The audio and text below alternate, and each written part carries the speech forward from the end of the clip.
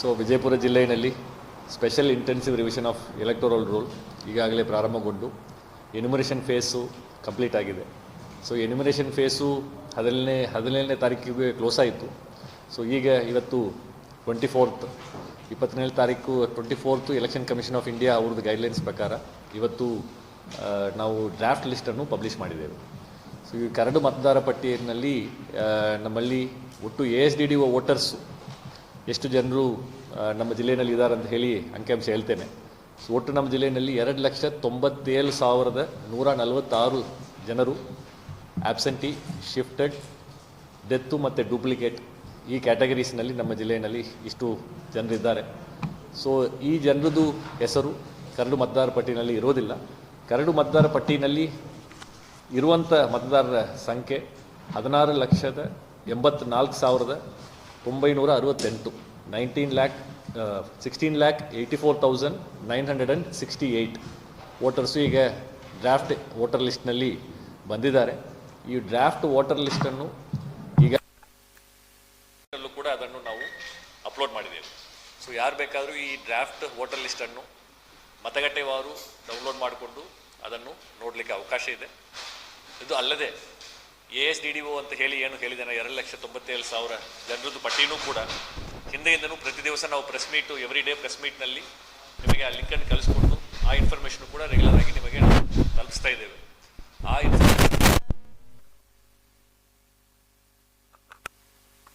ಆ ಇನ್ಫಾರ್ಮೇಷನ್ನು ಕೂಡ ನಮ್ಮ ಜಿಲ್ಲೆಯ ವೆಬ್ಸೈಟ್ನಲ್ಲಿ ಇದೆ. ಯಾವ ಮತಗಟ್ಟೆಯಲ್ಲಿ ಯಾರು ASDDO ವೋಟರ್ಸ್ ಇದ್ದಾರೆ ಅನ್ನುವಂಥದ್ದನ್ನು ಎಲ್ಲರೂ ಕೂಡ ಪಾರದರ್ಶಕವಾಗಿ ನೋಡಲಿಕ್ಕೆ ಅವಕಾಶ ಕಲ್ಪಿಸ್ಕೊಡಲಾಗಿದೆ. ಸೊ ಈಗ ಮುಂದಿನ ಫೇಸ್ ಬಗ್ಗೆ ಚರ್ಚೆ ಮಾಡಲಿಕ್ಕೆ ಮತ್ತು ಅದರಲ್ಲಿ ಏನು ನಾವು ಮಾಡ್ತೇವೆ ಅನ್ನುವಂಥದ್ರ ಬಗ್ಗೆ ಹೇಳಲಿಕ್ಕೆ ತಮಗೆಲ್ಲ ಕರೆದಿದ್ದೇನೆ.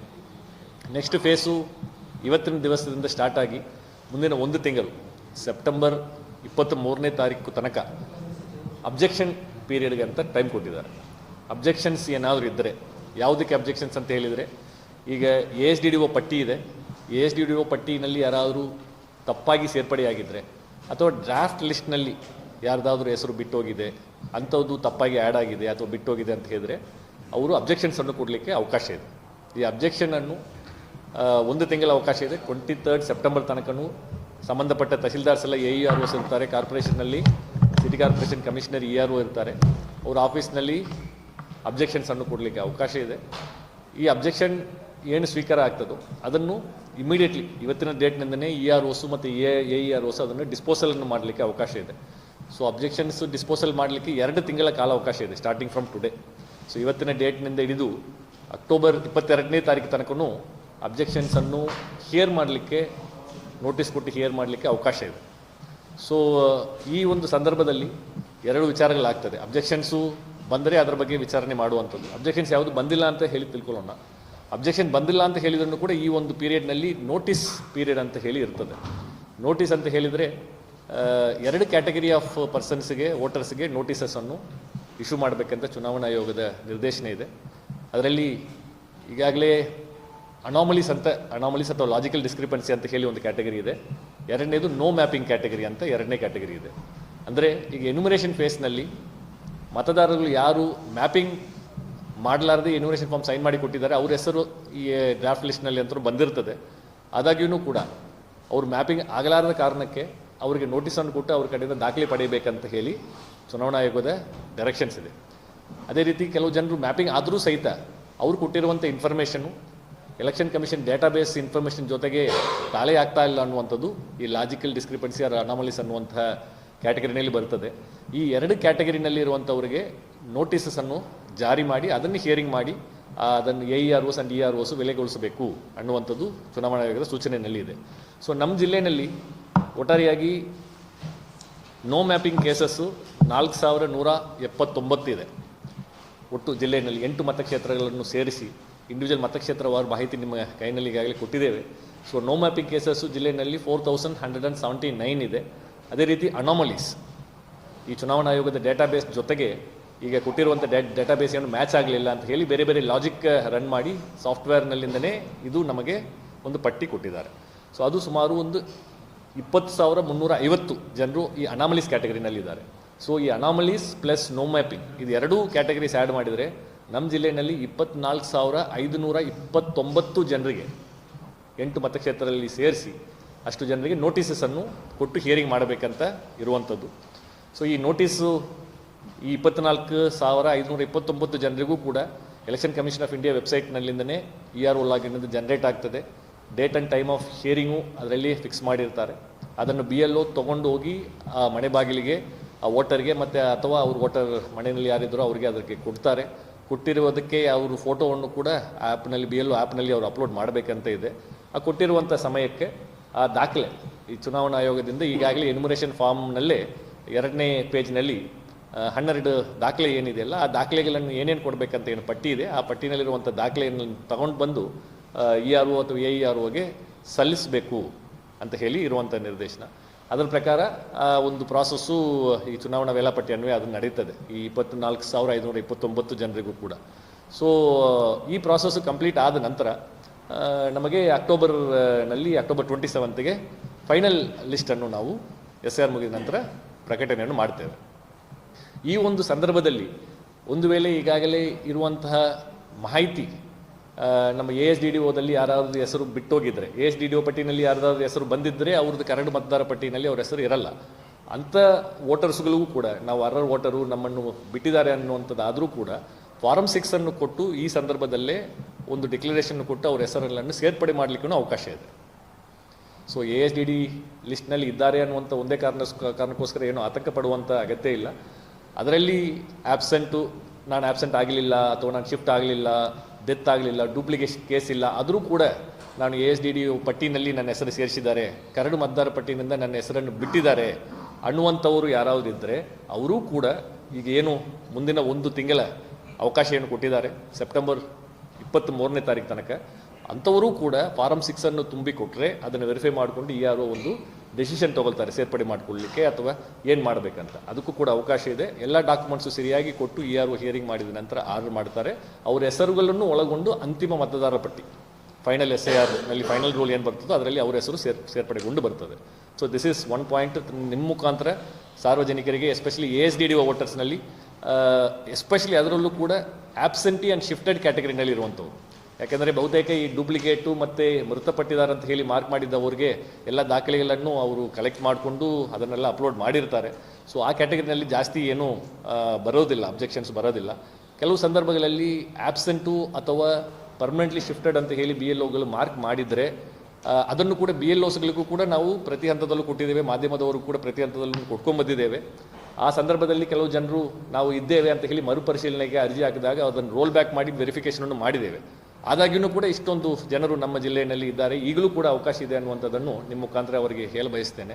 ಅವರು ಆ ಇನ್ಫಾರ್ಮೇಷನ್ನು ನಿಮ್ಮ ಹತ್ರ ಆಬ್ಸೆಂಟಿ ಅಥವಾ ಶಿಫ್ಟೆಡ್ ನಾವು ಇಲ್ಲ, ನಾವು ಅಲ್ಲೇ ಇದ್ದೇವೆ ಅಂತ ಏನಾದರೂ ಇದ್ದರೆ ಅಂಥವರು ಕೂಡ ಫಾರಮ್ 6 ಅನ್ನು ಈ ಸಂದರ್ಭದಲ್ಲಿ ಮುಂದಿನ 1 ತಿಂಗಳ ಅವಧಿಯಲ್ಲಿ ಸೆಪ್ಟೆಂಬರ್ 23ನೇ ತಾರೀಕು ಒಳಗಡೆ ಸಂಬಂಧಪಟ್ಟ ERO ಆ್ಯಂಡ್ AEROಗೆ ಕೊಡಲಿಕ್ಕೆ ಅವಕಾಶ ಇದೆ.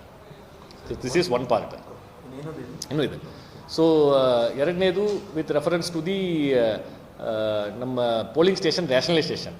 ಸೊ ಪೋಲಿಂಗ್ ಸ್ಟೇಷನ್ಸು ಚುನಾವಣಾ ಆಯೋಗದ ಒಂದು ಗೈಡ್ಲೈನ್ಸ್ ಪ್ರಕಾರ ಒಂದು ಮತಗಟ್ಟೆಯಲ್ಲಿ 1200ಕ್ಕಿಂತ ಹೆಚ್ಚಿಗೆ ಮತದಾರರು ಇದ್ದರೆ ಅಲ್ಲಿ ಅನನುಕೂಲ ಆಗ್ತದೆ. 1200ಗೆ ಕ್ಯಾಪ್ ಮಾಡಬೇಕಂತ ಹೇಳಿ ನಿರ್ದೇಶನ ಬಂದಿದೆ.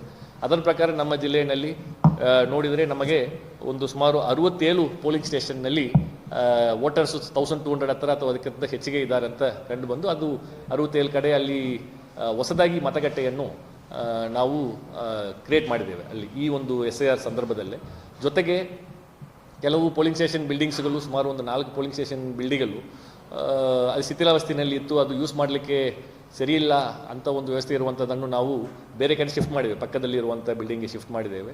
ಒಂದು 3 ಪೋಲಿಂಗ್ ಸ್ಟೇಷನ್ಗೆ ನಾವು ಹೆಸರುಗಳನ್ನು ಬದಲಾವಣೆ ಮಾಡಿದ್ದೇವೆ. ಅಂದರೆ ಅಲ್ಲಿ ಸ್ಕೂಲ್ ಏನಾದರೂ ಇದ್ದರೆ ಅದು ಪ್ರೈಮರಿ ಸ್ಕೂಲ್ ಇದ್ದರೆ ಹೈಸ್ಕೂಲ್ ಆಗಿರ್ತದೆ. ಸೊ ಅದರ ಇವತ್ತಿನ ಪದನಾಮ ಏನಿದೆಯಲ್ಲ ಅದಕ್ಕೆ ಅದನ್ನು ನಾವು ಚೇಂಜ್ ಆಫ್ ನೇಮ್ಸ್ ಮಾಡಿದ್ದೇವೆ. ಸೊ ಆ ರೀತಿ ನಾವು ಈ ಪ್ರಾಸೆಸ್ ಸ್ಟಾರ್ಟ್ ಮಾಡುವಾಗ ನಮ್ಮಲ್ಲಿ ಒಟ್ಟು 2092 ಮತಗಟ್ಟೆಗಳಿದ್ದವೆ. So during the process of rationalisation as on date ನಮಗೆ 2159 ಪೋಲಿಂಗ್ ಬೂತ್ಸು ನಮಗೆ ಇದರಿಂದ ನಾವು ಹೆಚ್ಚುವರಿ ಮಾಡಿ ಇಷ್ಟು ನಮ್ಮ ಜಿಲ್ಲೆಗೆ ಪೋಲಿಂಗ್ ಸ್ಟೇಷನ್ ಆಗಿದ್ದಾವೆ. ಅದರ ಜೊತೆಗೆ ಇದನ್ನೆಲ್ಲ ನಾವು ರೆಗ್ಯುಲರ್ ವೋಟರ್ಸ್ ಇದೇ ರೀತಿ ನಾವು ಸರ್ವಿಸ್ ವೋಟರ್ಸ್ ಅಂತ ಹೇಳಿ armed forces, navy and air ಫೋರ್ಸ್ನಲ್ಲಿ ಅಲ್ಲಿ ಮಾಡುವಂಥವ್ರಿಗೆ ಸಪರೇಟ್ ಸರ್ವಿಸ್ ವೋಟರ್ಸ್ ಅಂತ ಇದೆ. ಅವರಿಗೆಲ್ಲ ಪೋಸ್ಟಲ್ ಬ್ಯಾಲೆಟ್ ಇರುವಂಥದ್ದು ನಮ್ಮ ಎಲ್ಲರಿಗೂ ಗೊತ್ತಿರುವಂಥ ವಿಚಾರ. ಅವರು ಒಂದು 2022 ವೋಟರ್ಸ್ ನಮ್ಮ ಜಿಲ್ಲೆಯಲ್ಲಿದ್ದಾರೆ, ಅದು ಕೂಡ ನಿಮ್ಮ ಮಾಹಿತಿಗಾಗಿ ಹೇಳ್ತಾ ಇದ್ದೇನೆ. ಎಸ್, ಇದು ಅದೇ ಫೈನಲ್. ಇದು ಇನ್ನೊಂದು ವಿಚಾರ ಹೇಳ್ತೇನೆ. ಇದು ಈ ಸಂದರ್ಭದಲ್ಲಿ related to that point, I will come to that point also.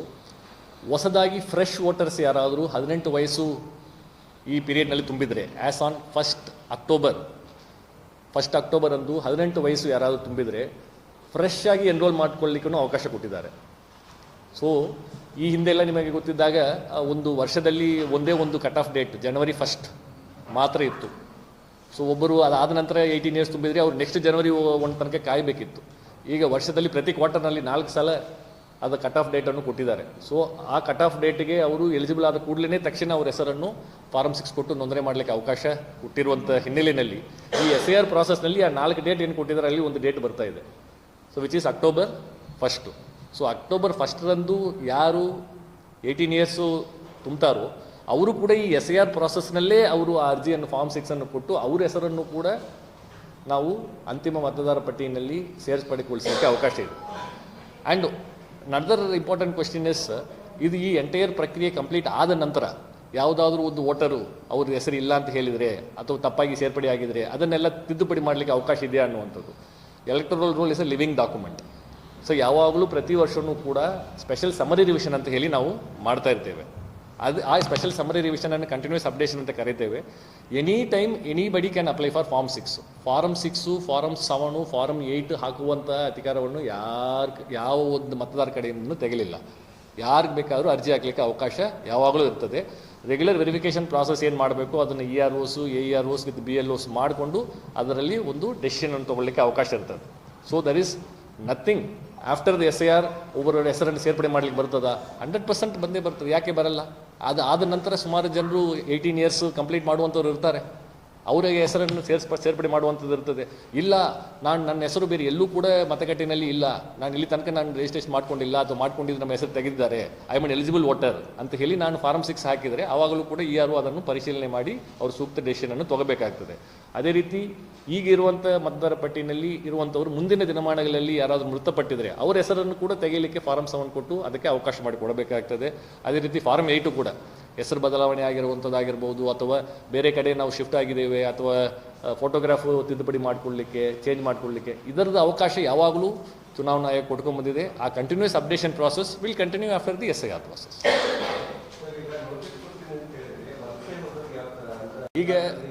ಈಗ ನಮ್ಮಲ್ಲಿ ಸಾಧ್ಯವಾದಷ್ಟು ಡ್ಯೂರಿಂಗ್ ದಿ ಎನ್ಯುಮರೇಷನ್ ಫೇಸೇ ಅವರನ್ನೆಲ್ಲ ಸಂಪರ್ಕ ಮಾಡಿ ಅವರು ಹೋಗಿದ್ದವರು ಆದರೂ ಕೂಡ ಅವರು ಮನೆಯಲ್ಲಿ ಇರುವಂಥವ್ರ ಕಡೆಯಿಂದ ಎನ್ಯುಮರೇಷನ್ ಫಾರ್ಮನ್ನು ಸೈ ತೊಗೊಂಡು ನಾವು ತೊಗೊಂಡಿದ್ದೇವೆ. ಯಾಕೆಂದರೆ ಚುನಾವಣಾ ಆಯೋಗದ ಒಂದು ಎನ್ಯುಮರೇಷನ್ ಫಾರ್ಮ್ನಲ್ಲೇ ಅದಕ್ಕೆ ಅವಕಾಶ ಮಾಡಿ ಕೊಟ್ಟಿದ್ದರು.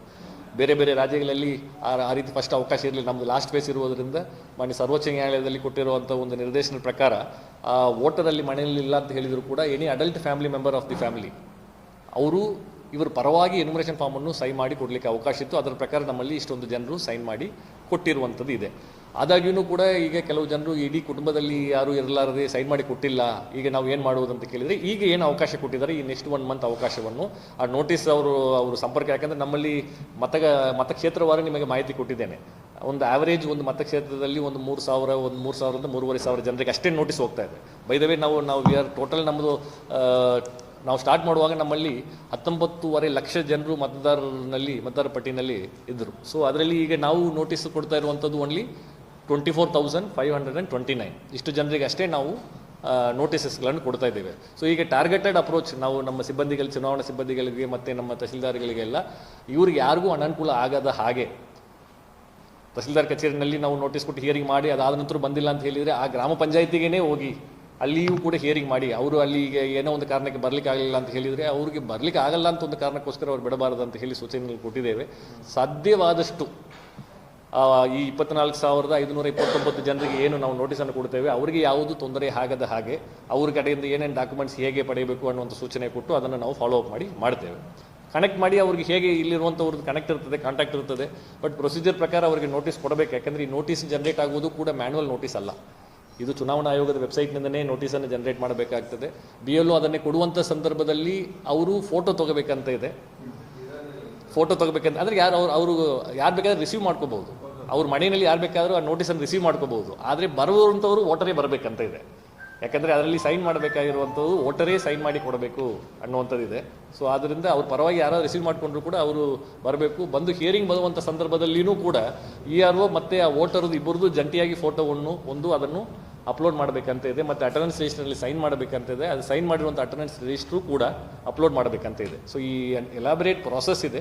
ಸೊ ಈ ಪ್ರಾಸೆಸ್ಸನ್ನು ನಾವು ಪಾಲನೆ ಮಾಡುವುದರ ಜೊತೆಗೆ ವೋಟರ್ಸ್ಗೆ ಇನ್ಕನ್ವೀನಿಯನ್ಸ್ ಅನ್ನು ಆದಷ್ಟು ಮಟ್ಟಿಗೆ ನಾವು ಕಡಿಮೆ ಮಾಡಲಿಕ್ಕೆ ಏನು ಕ್ರಮ ಇದೆ ಅದನ್ನು ನಾವು ಕೈಗೊಳ್ತೇವೆ. ಪರ್ಸನಲಿ ತಂದು ಕೈ ಕೊಡಬೇಕು ಯಾರಿಗೆ ನೋಟಿಸ್ ಎಷ್ಟು ಅದು ಪೋಸ್ಟಿಂದ ಬರ್ತದೆ ಕೈಯಿಂದ ಪರ್ಸನಲ್ ಕೈ ಕೊಡಬೇಕು ಫೋಟೋ ತಗೋಬೇಕು. ಎಸ್, BLO ಇದು ಯಾವುದು ಸ್ಪೀಡ್ ಪೋಸ್ಟ್ನಲ್ಲಿ ಕಳಿಸೋದಿಲ್ಲ, ಟಪಾಲ್ನಲ್ಲಿ ಕಳಿಸೋದಿಲ್ಲ. BLO ಕೈನಲ್ಲಿ EROಸ್ ನೋಟಿಸನ್ನು ಜನರೇಟ್ ಮಾಡಿ ಕೊಡ್ತಾರೆ. ಆ ನೋಟಿಸನ್ನು ಫಿಸಿಕಲಿ ತೊಗೊಂಡು BLO ಆ ಮನೆಗೆ ಹೋಗಿ ಅವ್ರಿಗೆ ಕೊಡಬೇಕು. ಆ ಫೋಟೋವನ್ನು ತೆಗೆದು ಅಪ್ಲೋಡ್ ಮಾಡಬೇಕು. This is the guidelines.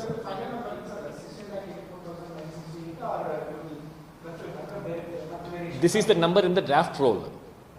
ಈಗ ಕರಡು ಮತದಾರ ಪಟ್ಟಿಯಲ್ಲಿ ಎಷ್ಟು ಮತದಾರರಿದ್ದಾರೆ ಅಂತ ಹೇಳಿ ನಿಮಗೆ ಕೊಟ್ಟಿರುವಂಥದ್ದು 16,84,968. ಈಗ ಏನು ಮುಂದೆ ಕ್ಲೈಮ್ಸ್ ಅಂಡ್ ಅಬ್ಜೆಕ್ಷನ್ಸ್ ಪೀರಿಯಡ್ನಲ್ಲಿ ಅಬ್ಜೆಕ್ಷನ್ಸ್ ರಿಸೀವ್ ಆಗ್ತದೆ, ಮತ್ತು ಹೊಸದಾಗಿ ನಾನು ಹೇಳಿದಾಗೆ ಫಾರ್ಮ್ 6ಗಳು ರಿಸೀವ್ ಆಗ್ತದೆ. ಅದನ್ನೆಲ್ಲ ಒಳಗೊಂಡು ಕೆಲವು ಡೆಸಿಷನ್ಸ್ಗಳು ಚೇಂಜ್ ಆಗ್ತದೆ. ಕೆಲವು ಅಪ್ಲಿಕೇಶನ್ಸ್ ಕ್ಲೈಮ್ಸ್ ಅಕ್ಸೆಪ್ಟ್ ಆಗ್ತದೆ, ಕೆಲವು ರಿಜೆಕ್ಟ್ ಆಗ್ತದೆ, ಕೆಲವು ಸೇರ್ಪಡೆ ಆಗ್ತದೆ. ಇದನ್ನೆಲ್ಲ ಒಳಗೊಂಡು ಅಂತಿಮ ಮತದಾರ ಪಟ್ಟಿನಲ್ಲಿ ಬರುವಂಥದ್ದು ಅಂತಿಮ ಫಿಗರ್ ಆಗ್ತದೆ. ಇದು ಕರಡು ಮತದಾರ ಪಟ್ಟಿನಲ್ಲಿ ಏನು ನಾವು ಇವತ್ತಿನ ದಿವಸ ಪ್ರಚುರಪಡಿಸಿದ್ದೇವೆ ಅದರದ್ದು ಇನ್ಫಾರ್ಮೇಷನ್ ಇದೆ. Yes, as on date.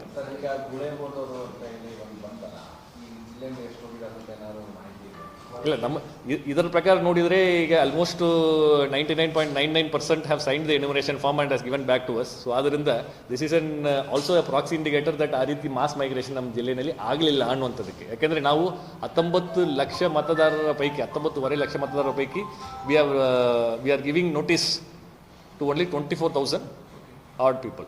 So we are not issuing notice to anybody. 24,529 ಏನು ಸಂಖ್ಯೆ ನಾನು ನಿಮ್ಮ ಕೈನಲ್ಲಿ ಕೊಟ್ಟಿದ್ದೇನಲ್ಲ, ಆ ಸಂಖ್ಯೆಗೆ ಅಷ್ಟೇ ನೋಟಿಸಸ್ಗಳು ರೀಚ್ ಆಗ್ತದೆ. ಆ ನೋಟಿಸಸ್ ಕೂಡ ಇಸ್ ನಾಟ್ ನೋಟಿಸ್ ಆಫ್ ಇದು ಏನಿಲ್ಲ, ಅವ್ರು ಬಂದು ದಾಖಲೆಯನ್ನು ಕೊಡಬೇಕು ಅನ್ನುವಂಥದ್ದು ಅಷ್ಟೇ ಇದೆ, ಮಾಹಿತಿ ಕೊಡುವಂಥದ್ದು ಅಷ್ಟೇ. ಬಟ್ ಅವ್ರು ಕೊಡಲೇಬೇಕು.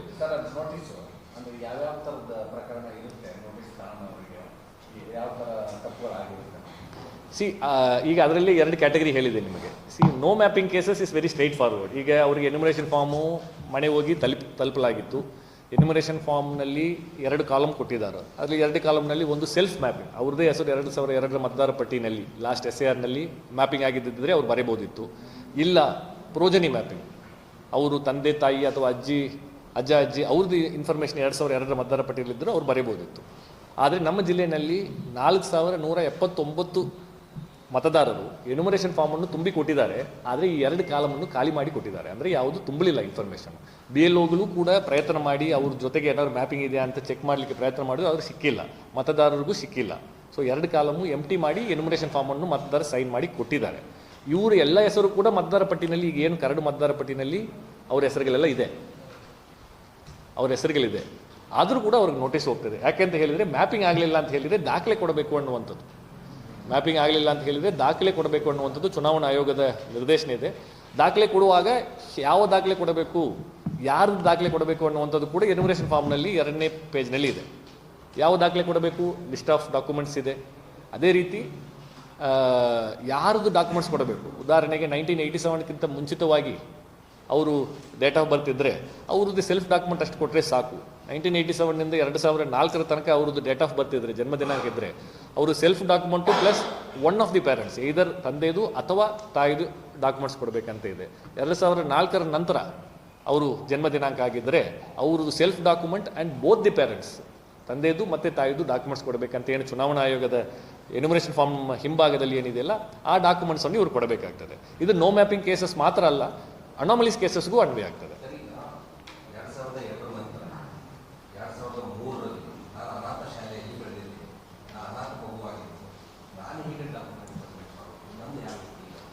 ಈಗ ಏನು ಡಾಕ್ಯುಮೆಂಟ್ಸ್ ಇದೆಯೋ ಅದನ್ನು EROಗೆ ಕೊಡಬೇಕು. ಎಲ್ಲಿ ನೀವು ಅವತ್ತಿನ ದಿವಸ ನೀವು ಅವೈಲೇಬಲ್ ಇದ್ದೀರಾ ಅನ್ನುವಂಥ ಇನ್ಫಾರ್ಮೇಷನ್ ಕೊಟ್ಟರೆ, ನಾನು ಇನ್ನೊಂದು ಹೇಳ್ತೇನೆ, ಲಿಸ್ಟ್ ಆಫ್ ಡಾಕ್ಯುಮೆಂಟ್ಸ್ ಏನು ಚುನಾವಣಾ ಆಯೋಗದಿಂದ ಕೊಟ್ಟಿದ್ದಾರೆ ಅದರಲ್ಲಿ ಹೆಡ್ಡಿಂಗ್ನಲ್ಲೇ ಸ್ಪಷ್ಟವಾಗಿ ಬರೆದಿದ್ದಾರೆ. ನಮ್ಮ ಪೊಲಿಟಿಕಲ್ ಪಾರ್ಟಿ ಮೀಟಿಂಗ್ನಲ್ಲಿ ಈ ವಿಚಾರ ಚರ್ಚೆಗೆ ಬಂತು. ಯಾವುದೋ ಒಂದು ಪರ್ಟಿಕ್ಯುಲರ್ ದಾಖಲೆ ಕಡ್ಡಾಯ ಅಂತ ಯಾರು ಹೇಳಿಲ್ಲ. ಒಬ್ಬರು ಪೊಲಿಟಿಕಲ್ ಪಾರ್ಟಿನವರು ಕೇಳಿದರು ಆ ಪ್ರಶ್ನೆ, ಇದು ಬರ್ತ್ ಸರ್ಟಿಫಿಕೇಟು ಬೇಕೇ ಬೇಕು ಅಂತ ಹೇಳ್ತಾ ಇದ್ದಾರೆ, ಹೌದು ಅಂತ. ಇಲ್ಲ, list of documents are all indicative in nature, not exhaustive ಅಂತ ತುಂಬ ಸ್ಪಷ್ಟವಾಗಿ ಅದರಲ್ಲಿ ಹೇಳಿದ್ದಾರೆ. ಚುನಾವಣಾ ಆಯೋಗದಲ್ಲಿ ಯಾವುದೇ ಒಂದು ದಾಖಲೆ ಇದ್ದರೆ ಅವರಿಗೆ ಅಕ್ಸೆಪ್ಟ್ ಮಾಡಬೇಕು, ಇನ್ನೊಂದು ದಾಖಲೆ ಕೊಟ್ಟರೆ ರಿಜೆಕ್ಟ್ ಮಾಡಬೇಕಂತ ಹೇಳಿ ಸೂಚನೆ ಇಲ್ಲ. ಯಾವ ದಾಖಲೆಗಳು ಕೊಡಬಹುದು ಅಂತ ಹೇಳಿ ಒಂದು ಲಿಸ್ಟ್ ಆಫ್ ಇಂಡಿಕೇಟಿವ್ ಡಾಕ್ಯುಮೆಂಟ್ಸ್ ಅಷ್ಟೇ ಕೊಟ್ಟಿದ್ದಾರೆ. ಕೇಸ್ ಟು ಕೇಸ್ ಬೇಸಿಸ್ನಲ್ಲಿ ಈ ಪ್ರತಿಯೊಂದಕ್ಕೂ ಸ್ಪೀಕಿಂಗ್ ಆರ್ಡರ್ ಹಿಯರ್ ಮಾಡಿ ಮಾಡಬೇಕಂತ ಇದೆ. It is not a mechanical activity. ಯಾವ ರೀತಿ ಇದ್ದರೆ ಯಾವ ರೀತಿ ಮಾಡಬೇಕಂತ ಮೆಕ್ಯಾನಿಕಲ್ ಆಗಿ ಮಾಡುವಂಥದ್ದಲ್ಲ. ಇದು ಅಲ್ಗಾರಿದಮಿಕ್ ಆಕ್ಟಿವಿಟಿ ಅಲ್ಲ, ಕಂಪ್ಯೂಟರ್ನಲ್ಲಿ ಮಾಡುವಂಥದ್ದಲ್ಲ. ಈ ನೋಟಿಸ್ ಇಶ್ಯೂ ಮಾಡಿರುವಂತಹ ಪ್ರತಿಯೊಬ್ಬರಿಗೂ ಕೂಡ ಹಿಯರಿಂಗ್ ಮಾಡಿ, ಹಿಯರಿಂಗ್ನಲ್ಲಿ ಅವ್ರಿಗೆ ಏನು ವಿಚಾರ ಕಂಡು ಬಂದಿದೆ ಕಂಡು ಬಂದಿಲ್ಲ ಅಂತ ಹೇಳಿ ಬರೆದು ಅದನ್ನು ಅಕ್ಸೆಪ್ಟ್ ಮಾಡೋದು ರಿಜೆಕ್ಟ್ ಮಾಡೋದನ್ನು ಮಾಡಬೇಕಂತ ಇದೆ. ಆ ವಿವೇಚನೆ to the subjective satisfaction of the EROs ಅಂತ ಇದೆ. ಸೊ ಆದ್ದರಿಂದ ಯಾವುದೇ ಒಂದು ದಾಖಲೆ ಇಲ್ಲ, ತಂದೆದೇ ದಾಖಲೆ ಇಲ್ಲ, ತಾಯಿ ದಾಖಲೆ ಎನ್ನುವಂಥದ್ದು ಏನಿದೆ ಅದನ್ನು ಕೊಟ್ಬಿಟ್ಟು ERO ಕಡೆ ಹಿಯರಿಂಗ್ಗೆ ಹಾಜರಾಗಿದ್ದರೆ ಸಾಕು. ಉಳಿದದನ್ನು EROs ಅವ್ರಿಗೆ ಏನು ನಿಯಮ ಅನುಸಾರ ಅದನ್ನು ಫಾಲೋ ಅಪ್ ಮಾಡಿಕೊಂಡು ಫೈನಲ್ ಆರ್ಡರನ್ನು ಮಾಡ್ತಾರೆ. ಲಾಜಿಕಲ್ ಡಿಸ್ಕ್ರಿಪನ್ಸಿ ಹೆಸರು ಅದು ಇಟ್ ಇಸ್ ಅಲ್ಗಾರಿದಮಿಕ್. ಅಲ್ಲಿ ಸಮಸ್ಯೆ ಏನಾಗಿದೆ ಅಂದರೆ ಒಬ್ಬ ಫಾದರ್ಗೂ ಮಗನಿಗೂ ಒಂದು ಟೆಕ್ನಿಕಲ್ ಏಜ್ ಗ್ಯಾಪ್ ಎಷ್ಟಿರ್ತೈತೆ 20 years ಸಮಥಿಂಗ್ ಇರ್ತದೆ. ಅಲ್ಲಿ ಟೈಪ್ ಮಾಡೋ ಟೈಮಲ್ಲಿ ಏನಾಗಿರ್ತೈತೆ ಒಂದು ಏಜ್ ಚಿಕ್ಕದಾಗಿ ಮಾಡಿಬಿಟ್ಟಿದ್ದಾರೆ ಫಾದರ್ದು. ಈ ಲಾಜಿಕಲ್ ಡಿಸ್ಕ್ರಿಪೆನ್ಸಿಯಲ್ಲಿ ಹಾವು ಮಗಂದು ವಯಸ್ಸು ಬರೀ 7-8 ವರ್ಷ ಗ್ಯಾಪ್ ಆಗ್ತೈತೆ, ಅದು ಹೆಂಗೆ ಸಾಧ್ಯ? ಮಗಗೂ so it whose fault it is then? ಅವ್ರು ಏನು ಮಾಡಬೇಕು? ಅದು ತಪ್ಪು ಯಾರ್ದು ಅನ್ನುವಂಥದ್ದನ್ನು ಫ್ಯಾಕ್ಟ್ ಫೈಂಡಿಂಗ್ ನಡೀತಾ ಇಲ್ಲ. ಈಗ ಪ್ರಾಸೆಸ್ನಲ್ಲಿ ತಪ್ಪಾಗಿರೋದನ್ನು ರೆಕ್ಟಿಫೈ ಮಾಡಬೇಕು ಅಂತ ಫ್ಲಾಗ್ ಮಾಡಿದ್ದಾರೆ. Anomalies is just flagging of such discrepancies in the electoral database. So entry ಮಾಡುವಾಗ ಕೊಟ್ಟಿದ್ದ ಇನ್ಫಾರ್ಮೇಷನ್ ತಪ್ಪ, ಎಂಟ್ರಿ ಮಾಡುವಾಗ ಡಾಟಾ ಎಂಟ್ರಿ ತಪ್ಪು ಮಾಡಿದಾರಾ ಅನ್ನುವಂಥದ್ದನ್ನು ಈಗ ಆ ಇನ್ವೆಸ್ಟಿಗೇಟಿವ್ ಮೋಡ್ನಲ್ಲಿ ನಾವು ಈಗ ಹೋಗಲಿಲ್ಲ. It is an anomaly. Yes, it is an anomaly. ಆ ರೀತಿ ಚುನಾವಣಾ ಆಯೋಗದಲ್ಲಿ ಸುಮಾರು ಒಂದು 9 ಡಿಫ್ರೆಂಟ್ ಲಾಜಿಕ್ಸ್ ಅನ್ನು ಅಪ್ಲೈ ಮಾಡಿದ್ದಾರೆ. The age gap between the parents, age gap between the grandparents and the present voter, ಮತ್ತು ಜೆಂಡರ್ ಮಿಸ್ಮ್ಯಾಚು. ಗಂಡ ಅಂತ ಕೊಟ್ಟಿರ್ತಾರೆ, ಅಲ್ಲಿ ಜೆಂಡರ್ ನೋಡಿದರೆ ಫೀಮೇಲ್ ಅಂತ ಬಂದಿರುವಂಥದ್ದು. ಮತ್ತು ಇದು ಯಾವುದು ನಮ್ಮ ಮಲ್ಟಿಪಲ್ ಪ್ರೋಜೆನ್ಸ್, ಒಬ್ಬರಿಗೆ ಮೋರ್ ದ್ಯಾನ್ 7 ಮೆಂಬರ್ಸು ಇದ್ದಾರೆ ಅಂತ ಹೇಳಿ ಈ ರೀತಿಯಾದಂಥ ಕೆಲವು ಫ್ಲ್ಯಾಗ್ಗಳನ್ನು ಅವರು ಮಾಡಿದ್ದಾರೆ. ಸೊ ಈ ಫ್ಲ್ಯಾಗ್ ಮಾಡಿದ್ದಾರೆ ಅಂತ ಒಂದೇ ಕಾರಣಕ್ಕೋಸ್ಕರ ಅದು ತಪ್ಪಂತ ಇಲ್ಲ. ಅದು ಸರಿಯೂ ಇರ್ಬೋದು, ಅದು ಸರಿಯೂ ಇರ್ಬೋದು. ದಾಖಲೆಯಲ್ಲಿ ಕೊಟ್ಟು ಸರಿ ಇದೆ ಅಂತ ಹೇಳಬೇಕು, ಇಲ್ಲಾಂದರೆ ದಾಖಲೆಯಲ್ಲಿ ಕೊಟ್ಟು ಈ ರೀತಿ ತಿದ್ದುಪಡಿ ಮಾಡ್ಕೊಳ್ಳಿ ಅಂತ ಹೇಳಬೇಕು ಅಷ್ಟೇ. That is the only opportunity which has to be. ಯಾಕಂದರೆ ಅದನ್ನು ವೋಟರ್ಸ್ ಕಡೆಯಿಂದ ನಾವು ಮಾಡಿಕೊಳ್ಳಲಾರದೆ ಸೀದಾ ನಾವು ಎಲೆಕ್ಷನ್ ಡೇಟಾಬೇಸ್ನಲ್ಲಿ ಯಾವುದೂ ಚೇಂಜಸನ್ನು ಮಾಡಲಿಕ್ಕೆ ಅವಕಾಶ ಇರುವುದಿಲ್ಲ. ಈಗ ಇದರಲ್ಲಿ ಡೇಟ್ ಆಫ್ ಬರ್ತು ತಪ್ಪಿದೆ ಅಥವಾ ಬೇರೆ ಯಾವುದಾದ್ರೂ ಜೆಂಡರ್ ತಪ್ಪಿದೆ, ಇದನ್ನು ಸರಿಪಡಿಸ್ಕೊಳ್ಳಿ ಅಂತ ಹೇಳಿ ಕೊನೆಗೆ ವೋಟರ್ಗೆ ಬಂದು ಕೇಳಬೇಕು. ಸೊ ಇದನ್ನು ಎಲೆಕ್ಷನ್ ಸಾಫ್ಟ್ವೇರ್ನಿಂದ, ಎಲೆಕ್ಷನ್ ECI ಡೇಟಾಬೇಸ್ನಿಂದ ಈ ಒಂದು 20,350 ಜನರು ನಮ್ಮ ಜಿಲ್ಲೆಗೆ ಈ ನೋಟಿಸ್ ಅವರಿಗೆ ಅನಾಮಲೀಸ್ ಒಂದು ಕ್ಯಾಟಗರಿನಲ್ಲಿ ಹೋದರೂ ಕೂಡ ಡಾಕ್ಯುಮೆಂಟ್ಸ್ ಅವ್ರು ಏನು ಕೊಡ್ತಾರೋ, ಇರುವಂಥದ್ದು ಅನಾಮಲಿ ಇಲ್ಲ, ಇರುವಂಥದ್ದು ಸರಿ ಇದೆ ಅಂತ ಏನು ಅವ್ರು ಡಾಕ್ಯುಮೆಂಟ್ಸ್ ಕೊಟ್ಟರು ಅದನ್ನು ಯಥಾವತ್ತಾಗಿ ಅಪ್ರೂವ್ ಮಾಡಿಕೊಂಡು ಅವ್ರ ಹೆಸರು ಮುಂದುವರಿಸ್ಕೊಂಡು ಬರ್ತದೆ. ಸೊ ಅಲ್ಲಿ ಏನು ಸಮಸ್ಯೆ ಇಲ್ಲ. ಏನಾದ್ರು ಇಲ್ಲ ತಪ್ಪಾಗಿದೆ, ಇದನ್ನು ಈ ರೀತಿ ಸರಿಪಡಿಸ್ಕೋಬೇಕು ಅಂತ ಹೇಳಿ ಮತದಾರ ಇನ್ಫಾರ್ಮೇಷನನ್ನು EROಗೆ ಹಿಯರಿಂಗ್ ಸಂದರ್ಭದಲ್ಲಿ ಕೊಟ್ಟರೆ ಅದನ್ನು ಇನ್ಕಾರ್ಪೊರೇಟ್ ಮಾಡಿಕೊಂಡು ಅಂತಿಮ ಮತದಾರ ಪಟ್ಟಿ ಪ್ರಕಟಣೆ ಆಗ್ತದೆ.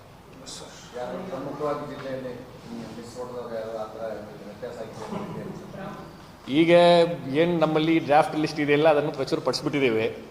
ಇನ್ನು ಮುಂದೆ ತಮ್ಮ ಮುಖಾಂತರ ಅದು ನಮಗೆ ಗೊತ್ತಾಗಲಿಕ್ಕೆ ಸ್ಟಾರ್ಟ್ ಆಗಿದೆ. ಇವತ್ತು ಬೆಳಗ್ಗೆ ಅದು ಪ್ರಚುರಪಡಿಸಲಿಕ್ಕೆ ಪೊಲಿಟಿಕಲ್ ಪಾರ್ಟಿ ಮೀಟಿಂಗ್ ಕರೆದು ಅವ್ರಿಗೂ ಒಂದೊಂದು ಕಾಪಿ ಕೊಟ್ಟಿದ್ದೇವೆ. ಬಹುತೇಕ ಎಲ್ಲ ಎನ್ಯುಮರೇಷನ್ ಫಾರ್ಮ್ ಸೈನ್ ಮಾಡಿ ಕೊಟ್ಟಿದ್ದವರಾದರೆ ಯಾರೇ ಇದ್ರದ್ದು ಅವ್ರ ಹೆಸರು ಬಂದಿರ್ತದೆ. ಸೈನ್ ಮಾಡಿ ಕೊಟ್ಟಿಲ್ಲ ಅಂತ ಹೇಳಿದರೆ ಯಾರೇದರೂ ಬಂದಿರಲಿಕ್ಕಿಲ್ಲ. ಬಟ್ ಬಂದಿದ್ದರೂ ಬಂದಿಲ್ಲ ಅಂತ ಹೇಳಿದ್ರು ಈ ಒಂದು ನೆಕ್ಸ್ಟ್ 1 ತಿಂಗಳ ಟೈಮ್ ಕೊಟ್ಟಿರುವಂಥದ್ದೇ ಆ ಉದ್ದೇಶಕ್ಕೋಸ್ಕರ. ASDD ಪಟ್ಟಿನಲ್ಲಿ ಇದ್ದು ಅವ್ರ ಹೆಸರು ಮಿಸ್ಔಟ್ ಆಗಿದ್ದರೂ ಸೇರ್ಪಡೆ ಮಾಡಲಿಕ್ಕೆ ಅವಕಾಶ ಇದೆ. ಬೈ ಮಿಸ್ಟೇಕ್ ಸೇರ್ಪಡೆ ಆಗಿದ್ದವರು ಇಲ್ಲ ಅಂತ ಹೇಳಿ ಯಾರಾದ್ರೂ ಅಬ್ಜೆಕ್ಷನ್ ಕೊಟ್ಟರೆ ಅದನ್ನು ಹಿಯರ್ ಮಾಡಿಕೊಂಡು ಆ ಹೆಸರನ್ನು ತೆಗೆದುಹಾಕಲಿಕ್ಕೂ ಅವಕಾಶ ಇದೆ. So this is not a final list. ಅದಕ್ಕೆ ಇವತ್ತು ಕರಡು ಮತದಾರರ ಪಟ್ಟಿಯನ್ನು ಇವತ್ತಿನ ದಿವಸ ನಾವು ಪಬ್ಲಿಷ್ ಮಾಡಿದ್ದೇವೆ. ಡೂಪ್ಲಿಕೇಟ್ ವೋಟರ್ ಎಷ್ಟಿದೆ ಅಂತ ಅದರ ಲಿಸ್ಟ್ ನಿಮ್ಮಲ್ಲಿ ಬಂತು? ಕೊಟ್ಟಿದ್ದೇವಲ್ಲ. ಎಸ್. ಈಗ ಒಂದು ಕ್ಯಾಟಗರಿನಲ್ಲಿ ನಾನು ಹೇಳ್ತೇನೆ, ಒಟ್ಟು ನಮ್ಮ ಜಿಲ್ಲೆಯಲ್ಲಿ ಆಬ್ಸೆಂಟ್ ಈ 2,97,000 ಏನು 2,97,146 ವೋಟರ್ಸು ASDD ಅಂತ ಒಟ್ಟಾರೆಯಾಗಿ ಹೇಳಿದ್ದೇನಲ್ಲ, ಅದರಲ್ಲೂ ನಮ್ಮ ಹತ್ರ ಸ್ಪ್ಲಿಟ್ ಇದೆ. ಅದರಲ್ಲಿ ಆಬ್ಸೆಂಟ್ ಒಟ್ಟಾರೆಯಾಗಿ 59,092 ಮೆಂಬರ್ಸ್ ಆಬ್ಸೆಂಟು, 1,52,169 ಪರ್ಮನೆಂಟ್ಲಿ ಶಿಫ್ಟೆಡ್, 54,768 ಜನರು ಡೆತ್ ಕೇಸಸ್, ಆಮೇಲೆ duplicate cases 30,592, 525 cases others category, ಅಂದರೆ ರಿಫ್ಯೂಸ್ ಟು ಗಿವ್ ಬೇರೆ ಕಾರಣದಿಂದ ಅವರು ಇನ್ವೆಸ್ಟ್ ಫಾರ್ಮನ್ನು ವಾಪಸ್ ಕೊಟ್ಟಿಲ್ಲ ಅಂತೇಳಿ 525 ಕೇಸಸ್ ಇದೆ. ಸೊ ಈ ರೀತಿ ನಮ್ಮದು 2,97,146 ಕೇಸಸ್ಗೂ ಬೈಫರ್ಕೇಷನ್ನು ಕೊಟ್ಟಿದ್ದೇವೆ. ನಾಟ್ ಓನ್ಲಿ ಬೈಫರ್ಕೇಷನ್, ಇವರು ಯಾರು ಅನ್ನುವಂಥ ಇನ್ಫಾರ್ಮೇಷನ್ ಕೂಡ ಪ್ರತಿ ದಿವಸ ನಿಮಗೆ ನಾನು ಕೊಡುವಂತಹ ಪ್ರೆಸ್ ನೋಟ್ನಲ್ಲಿ ಒಂದು ಗೂಗಲ್ ಡ್ರೈವ್ ಹಾಕಿಸಿ ಕೊಟ್ಟಿದ್ದೇನೆ. ಅದನ್ನು ಕ್ಲಿಕ್ ಮಾಡಿದ್ರೆ ನಿಮ್ಮ ಮೊಬೈಲ್ನಲ್ಲಿ ಯಾವ ಮತಗಟ್ಟೆಯಲ್ಲಿ ಯಾವ ಮತದಾರರು ಆಬ್ಸೆಂಟ್ ಅಂತ ಮಾರ್ಕ್ ಆಗಿದ್ದಾರೆ, ಯಾವ ಮತದಾರರು ಶಿಫ್ಟೆಡ್ ಅಂತ ಮಾರ್ಕ್ ಆಗಿದ್ದಾರೆ, ಯಾವ ಮತದಾರರು ಡೆತ್ ಅಂತ ಮಾರ್ಕ್ ಆಗಿದ್ದಾರೆ ಅನ್ನುವಂಥದ್ದು ಕೂಡ ನಿಮ್ಮ ಮೊಬೈಲ್ನಲ್ಲಿ ಸಿಗ್ತದೆ, ಇವತ್ತಿಗೂ ಸಿಗ್ತದೆ. ಇದು ಕಳೆದ 1.5 ತಿಂಗಳಿಂದ ನಾನು ದಿನ ಕೊಟ್ಕೊಂಡು ಬರ್ತಾ ಇದ್ದೇನೆ. I am giving it. ಹೌದು, ಅಂದರೆ ಅವ್ರು ಹೇಳಬೇಕು, ಒಂದು ವೇಳೆ ಅದರಲ್ಲಿ ಈಗ ಇಲ್ಲ ತೆಗೆದಿದ್ದು ತಪ್ಪು, ನಮಗೆ ಒಂದೇ ಕಡೆ ಓಟ್ ಇದೆ ಅಂತ ಹೇಳಿ ಯಾರಿಗಾದರೂ ಅದರಲ್ಲಿ ಏನಾದರೂ ಆಕ್ಷೇಪಣೆ ಇದ್ದರೆ ಈಗ ಸಲ್ಲಿಸಲಿಕ್ಕೆ ಅವಕಾಶ ಇದೆ, ಅದನ್ನು ನಾವು ಪರಿಶೀಲನೆ ಮಾಡ್ತೇವೆ. ಇದೇ ದೊಡ್ಡ ಆರೋಪ ಏನು ಮಾಡಿ ಸರ್, ಲಾಸ್ಟ್ ಅಸೆಂಬ್ಲಿ ಎಲೆಕ್ಷನಲ್ಲಿ ಬೇರೆ ಮತಕ್ಷೇತ್ರದಲ್ಲಿ ಇದ್ದವರು ಇಲ್ಲೂ ವೋಟ್ ಮಾಡ್ತಿದ್ರು, ಅಲ್ಲಿ ವೋಟ್ ಮಾಡಿದ್ರು, ಡೂಪ್ಲಿಕೇಟ್ ಉದ್ದೇಶದಿಂದ ದುರುದ್ದೇಶದಿಂದ ಮಾಡಿದ್ರು ಅಂತ ಹೇಳಿದ್ರೆ, ಸೊ ಇಟ್ ಮೀನ್ಸ್ ಇದರಲ್ಲಿ ಸ್ವಲ್ಪ ಕಟ್ ಆಗಿರ್ಬೋದು. ದಿಸ್ ಈಸ್ ದ ಪ್ರಾಸೆಸ್ ನಾವು ಈಗ ಫಾಲೋ ಮಾಡಿರೋದು. ನೆಕ್ಸ್ಟ್ ಫೇಸ್ನಲ್ಲಿ ಅದೆಲ್ಲ ಗೊತ್ತಾಗ್ತದೆ. ಈಗ ಅಬ್ಜೆಕ್ಷನ್ ಹಾಕಲಿಕ್ಕೆ ಪಬ್ಲಿಕ್ಗೂ ಅವಕಾಶ ಇದೆ, ರಾಜಕೀಯ ಪಕ್ಷಗಳಿಗೂ ಕೂಡ ಅವಕಾಶ ಇದೆ. ಹಿಯರಿಂಗ್ ಮಾಡಿ ಆದೇಶ ಮಾಡಲಿಕ್ಕೆ ಒಂದು ಟೈಮ್ ಲೈನ್ ಇದೆ. ಅದರ ಪ್ರಕಾರ ಅವರಿಗೆ ECH ಒಂದು ಗೈಡ್ಲೈನ್ಸ್ ಪ್ರಕಾರ ಅದನ್ನು ನಾವು ಮಾಡ್ತೇವೆ. ನಂದು ಪರ್ಸನಲ್ ಡೌಟ್ ಅಷ್ಟೇ. ಈಗ ತಾವು ವಿಜಯಪುರ.NIC.in ಎಂದು ಏನು ಇದು ಕೊಟ್ಟಿಲ್ಲ, ಅದರಲ್ಲಿ ವರ್ಡ್ ವೈಸ್ ಕೊಟ್ಟಿದ್ರಿ, ಅಂದರೆ ಇದು ಬೂತ್ ವೈಸ್. ಆ ಬೂತ್ ವೈಸಲ್ಲಿ ನನ್ನ ಹೆಸರು ಇದ್ದರೆ ವಾಟ್ ಡಸ್ ಇಟ್ ರಿಪ್ರೆಸೆಂಟ್, ನನ್ನ ಹೆಸರು ಇಲ್ಲ ಅಂದರೆ what does it represent? C, ನಿಮ್ಮ ಹೆಸರು ಕರಡು ಮತದಾರ ಪಟ್ಟಿನಲ್ಲಿ ಬಂದರೆ, ನಿಮಗೆ ನೋಟಿಸ್ ಬರಲಿಲ್ಲ ಅಂತ ಹೇಳಿದರೆ, ನಿಮ್ಮ ಹೆಸರಿಗೆ ಯಾರೂ ಅಬ್ಜೆಕ್ಷನ್ಸ್ ಕೊಟ್ಟಿಲ್ಲ ಅಂತ ಹೇಳಿದರೆ, ಮುಂದಿನ 1 ತಿಂಗಳಿನಲ್ಲಿ ಯಥಾವತ್ತಾಗಿ ಡ್ರಾಫ್ಟ್ ಲಿಸ್ಟ್ನಲ್ಲಿ ಇರುವಂಥ ಎಲ್ಲ ವೋಟರ್ಸ್ ಲಿಸ್ಟು ಫೈನಲ್ ಲಿಸ್ಟಿಗೆ ಶಿಫ್ಟ್ ಆಗ್ತದೆ. As simple as that. ಕರಡು ಮತದಾರ ಪಟ್ಟಿನಲ್ಲಿ ಬಂದಿರುವಂತಹ ವೋಟರ್ಸ್ದು ಈಗ ಮುಂದಿನ ತಿಂಗಳಿನಲ್ಲಿ ಕೊಡುವಂಥ ಯಾರು ನಿಮ್ಮ ವೋಟ್ ಬಗ್ಗೆ, ಉದಾಹರಣೆ ನೀವು ನಿಮ್ಮ ಪರ್ಸನಲಿ ಕೇಳಿರೋದು, ನಿಮ್ಮ ಬಗ್ಗೆ ಯಾರು nobody has raised any objections or nobody has ನಿಮ್ಮದು you are not under no mapping ಕ್ಯಾಟಗರಿನೂ ನೀವು ಇಲ್ಲ, ಅನಾಮಲೀಸ್ ಕ್ಯಾಟಗರಿನಲ್ಲೂ ನೀವು ಬಂದಿಲ್ಲ ಅಂತ ಹೇಳಿದರೆ ನಿಮ್ಮ ಹೆಸರು ಯಥಾವತ್ತಾಗಿ ಫೈನಲ್ಗೆ ಶಿಫ್ಟ್ ಆಗ್ತದೆ. ಎಸ್ ಅವಕಾಶ ಇದೆ. ಅದನ್ನೇ ಈಗ ಅಬ್ಜೆಕ್ಷನ್ ಅಂತ ಹೇಳುವಂಥದ್ದು. ಅಬ್ಜೆಕ್ಷನ್ ಸಮನ್ ಸರ್, ಈಗ ನಾನು ಹೇಳ್ತೀನಿ, ಸಂಪಳ್ಳಿ ಅವರು ಸುಳ್ಳು ಹೇಳ್ತಾ ಇದ್ದಾರೆ, ಅವರು ಬೇರೆ ಜಿಲ್ಲೆಯಿಂದ ಅಂತೇಳಿ ನಾನು ಅಬ್ಜೆಕ್ಷನ್ ಮಾಡಿದ್ರೆ ಏನಾಗುತ್ತೆ? ಯಾರು ಅವ್ರಿಗೂ ನೋಟಿಸ್ ಕೊಡ್ತಾರೆ, ಕರೀತಾರೆ. ಯಾರು ಬೇಕಾದ್ರೆ ಹಂಗೆ ಮಾಡ್ಬೋದಾ? C, objection is open for everybody. Anybody can object. ನಾಳೆ ಅಂದರೆ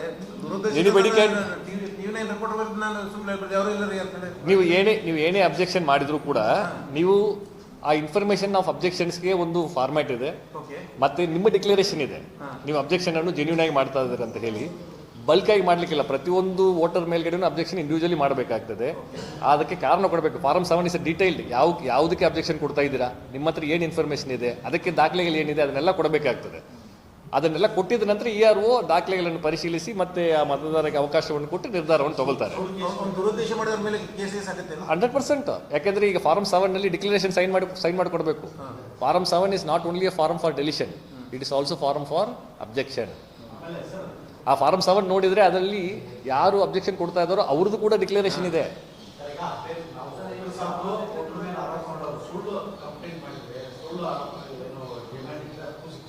ಎಸ್, ಸುಳ್ಳು 100%. ಮತಕ್ಷೇತ್ರವಾದ ಇನ್ಫಾರ್ಮೇಷನ್ ಕೊಟ್ಟಿದ್ದೇನೆ ನಿಮಗೆ, ಇಂಡಿವಿಜುವಲ್ ಕಾನ್ಸ್ಟಿಟ್ಯೂಷನ್ಸ್ ವೈಸ್ ಕೊಟ್ಟಿದ್ದೇನೆ. This is not a numbers game. ಏನಿದೆ ಫಿಗರ್ಸ್ ಅನ್ನು ನಿಮಗೆ ಕೊಟ್ಟಿದ್ದೇನೆ, not subject to any interpretation. ಇದರಲ್ಲಿ ಯಾರಿಗೂ ಏನು ಟಾರ್ಗೆಟ್ ಕೊಟ್ಟು ಏನು ಮಾಡಿದ್ದಿಲ್ಲ. ಏನು ಯಥಾವತ್ತಾಗಿ ಇನ್ಫಾರ್ಮೇಷನ್ ಬಂದಿದ್ದು ಅದನ್ನಷ್ಟೇ ಕೊಟ್ಟಿದ್ದೇವೆ. It is not something to be compared with other districts or across constituencies. ಆ ಕಾನ್ಸ್ಟಿಟ್ಯೂನ್ಸಿನಲ್ಲಿ ಏನು ಇನ್ಫಾರ್ಮೇಷನ್ ಇದೆ ನಿಮಗೆ ಸ್ಟ್ಯಾಟಿಸ್ಟಿಕಲ್ ಡೇಟಾ ಅಷ್ಟೇ ಕೊಟ್ಟಿದ್ದೇನೆ.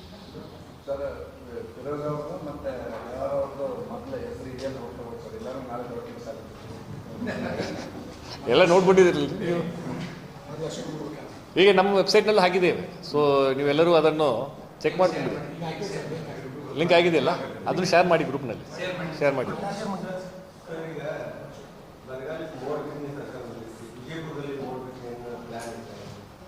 ಈಗ ಅದು ಇಟ್ ಇಸ್ ನಾಟ್ ಅನ್ ಮಾಡಿದರೆ 100% ಅಂತ ಇಲ್ಲ. ಅದಕ್ಕೆ ಕೆಲವು ಫೇವರಬಲ್ ಸಿಚುವೇಶನ್ಸ್ ಎಲ್ಲ ಬೇಕು. ಅದ್ರ ಬಗ್ಗೆ ಸ್ಟಡಿ ಮಾಡಿದರೆ ಇಲ್ಲಿ ತನಕ ಆ ರೀತಿಯಾದಂಥ ಪ್ರಪೋಸಲ್ಸ್ ಯಾವುದೂ ಇಲ್ಲ. ಚರ್ಚೆ ಇದೆ, ಈಗ ಬೇರೆ ಕಡೆ ಮಾಡಿ, ಹಾವೇರಿನಲ್ಲಿ ಮಾಡಿ, ಅಲ್ಲಿ ಸೂಟಬಲ್ ಇತ್ತು ಆ ವಾತಾವರಣ ಅಂತ ಹೇಳಿ. But it is a double edge sword. ಅದು ಮಾಡಿದರೆ ಇದನ್ನು 100% ಅಂತ ಇಲ್ಲ. ಅದಕ್ಕೆ ಕೆಲವು ಸೈಂಟಿಫಿಕ್ ಇದು ಬೇಕಾಗ್ತದೆ, ಡಾಟಾ ಅದು KSNMDCನಿಂದ ತಗೊಳ್ತಾರೆ ಸರ್ಕಾರದಿಂದ. ಇಲ್ಲಿ ಅದಕ್ಕೆ ಸೂಟಬಲ್ ಇದ್ದರೆ ಅದನ್ನು ದೇ ವಿಲ್ ಟೇಕ್ ಇಟ್. ಇಲ್ಲ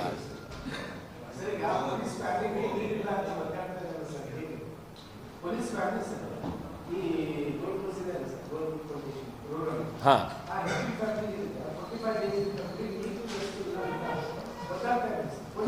ಕುಡಿಲಿಕ್ಕೆ ನೀರಿಲ್ಲ ಅಂತಲ್ಲ. ಓಕೆ, ವಾಟರ್ ಬೋರ್ಡ್ನವ್ರದ್ದು ಮಾತಾಡ್ತೇನೆ ನಾನು. ಎಸ್,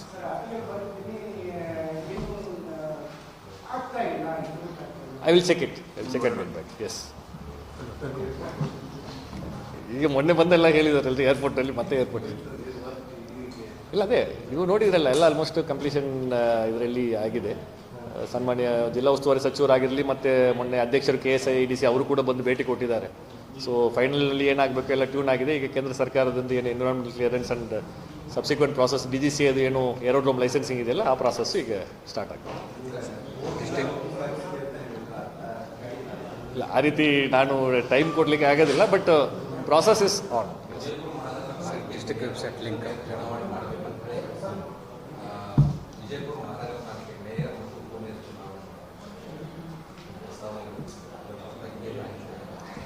ಅದು ಚುನಾವಣಾಧಿಕಾರಿ ರೀಜನಲ್ ಕಮಿಷನರ್ ಅವರು ಡೇಟ್ ಕೊಡಬೇಕು, ಅವರು ಫೈನಲೈಸ್ ಮಾಡಿಕೊಂಡು ಬರ್ತಾರೆ. ಸೊ ಚುನಾವಣಾಧಿಕಾರಿ RC ಆಫೀಸಿಗೆ ಈಗಾಗಲೇ ಪ್ರಸ್ತಾವನೆ ಹೋಗಿದೆ ಅಂತ. ಸೊ ಮೇಡಮ್ ಒಂದು ಡೇಟ್ ಆ್ಯಂಡ್ ಟೈಮ್ ಕೊಟ್ಟು ಮುಂದಿನ ಪ್ರಕ್ರಿಯೆಗೆ ಬರ್ತಾರೆ. RC is the election officer.